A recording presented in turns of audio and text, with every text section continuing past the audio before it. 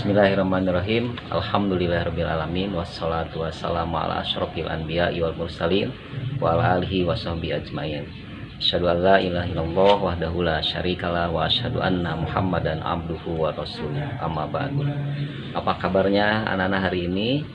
Semoga kalian selalu dalam lindungan dan bimbingan Allah Subhanahu wa taala, senantiasa diberikan kesehatan.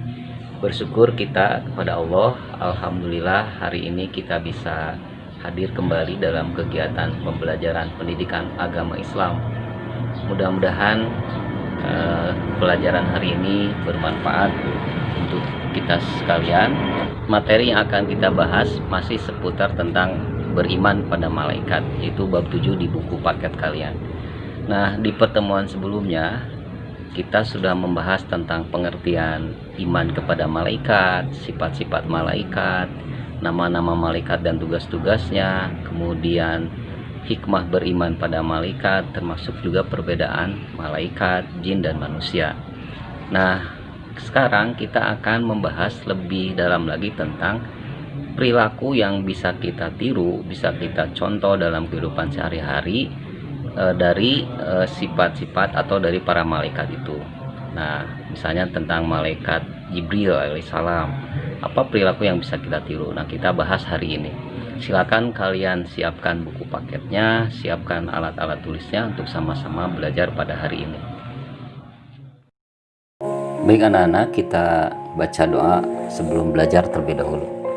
Bismillahirrahmanirrahim. Raditu billahi robba wabil islami dina wabi muhammadin nabiyya wa rasulah robbi zidni ilman warzuqni fahman. Aku ridho Allah Tuhanku, Islam agamaku, dan Nabi Muhammad sebagai nabi dan utusan Allah.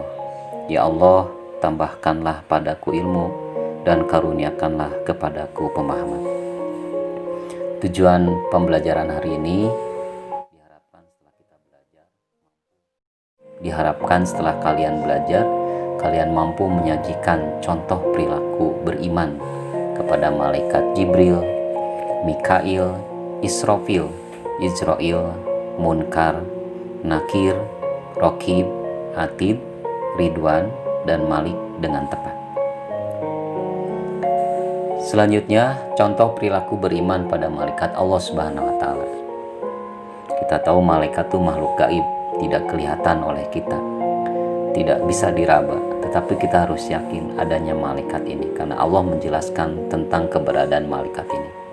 Yang pertama, ada malaikat Jibril yang tugasnya menyampaikan wahyu.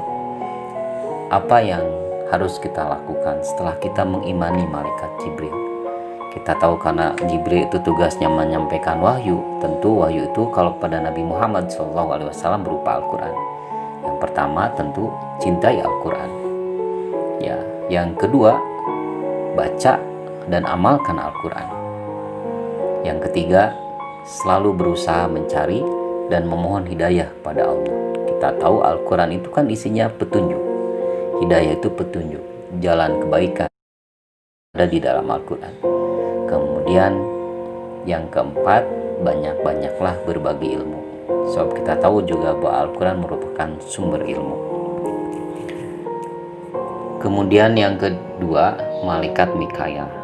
Malaikat Mikail tugasnya menyampaikan rezeki, mengatur kesejahteraan manusia, menurunkan hujan, menyampaikan rezeki, itu adalah tugas malaikat Mikail. Setelah kita beriman pada malaikat Mikail, maka apa yang bisa kita lakukan? Satu, berusaha secara maksimal untuk mencari rezeki yang baik dan halal. Dua, bersyukur atas segala nikmat Allah Subhanahu wa taala. Nikmat yang kecil, nikmat yang besar. Yang ketiga, malaikat Israfil. Tugasnya meniup sangkakala di hari nanti ketika pada saat terjadi hari kiamat.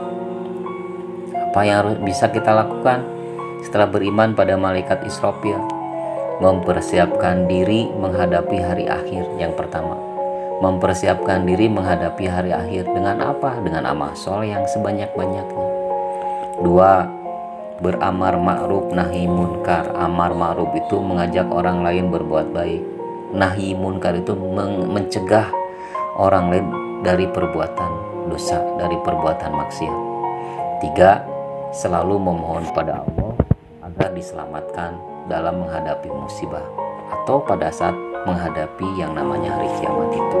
Nah, untuk selanjutnya, iman pada malaikat Israil. Kita tahu Israil itu tugasnya adalah mencabut nyawa setiap makhluk. Maka yang bisa kita lakukan setelah kita beriman pada malaikat Israil, yang pertama, tidak usah takut dengan yang namanya kematian. Karena setiap orang pasti akan mengalami itu. Tidak ada yang terlewat.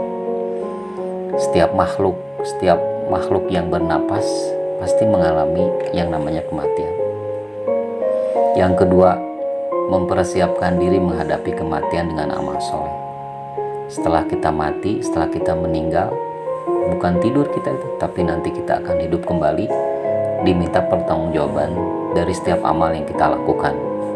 Yang ketiga, selalu berdoa agar terhindar dari siksaan ketika terjadi sakaratul maut. Mudah-mudahan Allah meringankan kita ketika terjadi sakaratul maut itu. Yang keempat, yang kelima dan keenam, yang kelima keenam, malaikat munkar dan nakir. Yang kita tahu, malaikat munkar dan nakir itu tugasnya menanyai manusia di alam kubur. Nah, sebelum kita masuk alam kubur, yang pertama yang bisa kita lakukan apa? Mempersiapkan diri memasuki alam kubur dengan amal soleh juga yang banyak. Karena di alam kubur itu ada dua kemungkinan, disiksa atau dapat kenikmatan dari Allah. Maka perbanyaklah amal soleh supaya kita mendapat kenikmatan di alam kubur. Yang kedua, selalu memohon pada Allah agar kita di alam kubur nanti dilapangkan, diluaskan, diterangkan, termasuk diringankan dari siksa kubur. Yang ketujuh, malaikat raqib. Tugasnya kita tahu mencatat amal baik selama di dunia. Maka kita bisa melakukan apa? Satu, yakin bahwa setiap amal kebaikan dicatat dan akan diberi balasan yang setimpal. 2. Senantiasa menjaga hati, lisan, agar tindakan yang kita lakukan selalu baik. Kemudian yang selanjutnya, yang ke-8, malaikat atid. Kita tahu malaikat atid itu tugasnya mencatat amal buruk ketika kita di dunia. Maka amal atau perilaku setelah kita beriman pada malaikat atid, yang bisa kita lakukan yakin bahwa setiap amal keburukan dicatat dan akan diberi balasan yang setimpal. 2. Menjauhi niat buruk, jauhi perkataan yang kotor, perbuatan yang jelek, dan menjauhi perilaku tercela lainnya. Ke-9, malaikat ridwan. Malaikat ridwan itu menjaga surga. Maka kita berdoa sama Allah. Kita bisa lakukan satu, selalu memohon ridho Allah agar masuk surga dengan aman. Sebab orang masuk surga itu salah satunya dengan ridho Allah. 2. Senantiasa memperbaiki diri dan keluarga kita. Yang ketiga, menciptakan keamanan dan ketentraman di dunia ini. Ke-10, malaikat malik. Malaikat malik itu tugasnya menjaga neraka. Maka kita bisa lakukan setelah kita beriman pada malaikat malik yang tugasnya menjaga neraka. Kita yakin adanya neraka. Nauzubillah, kita jangan sampai masuk neraka.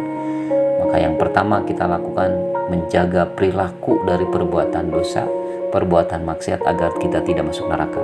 2. Selalu memohon pada Allah agar terhindar dari siksa api neraka. Nah, itu yang bisa kita lakukan setelah kita iman pada malaikat malik.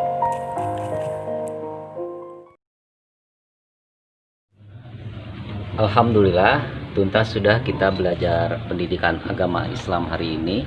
Setelah kita tadi belajar tentang perilaku malaikat yang bisa kita tiru dalam kehidupan kita sehari-hari. Semoga dengan setelah kita belajar hari ini, kita semakin yakin adanya malaikat dan kita semakin hati-hati terutama dalam berbuat, dalam berucap, karena semuanya senantiasa dicatat oleh para malaikat. Suatu saat kita akan diminta pertanggungjawabannya di sisi Allah Subhanahu wa taala. Barangkali itu anak-anak yang bisa Bapak sampaikan. Semoga pertemuan hari ini penuh makna, penuh manfaat, dan semoga hari ini juga kita berdoa sama Allah, kita senantiasa diberikan kesehatan, kemudahan, kelancaran di segala urusan. Terima kasih atas segala perhatiannya. Jangan lupa untuk lebih jelasnya silakan kalian buka buku paketnya di rumah masing-masing, dan jangan lupa pula untuk mengerjakan tugasnya di rumah masing-masing. Assalamualaikum warahmatullahi wabarakatuh.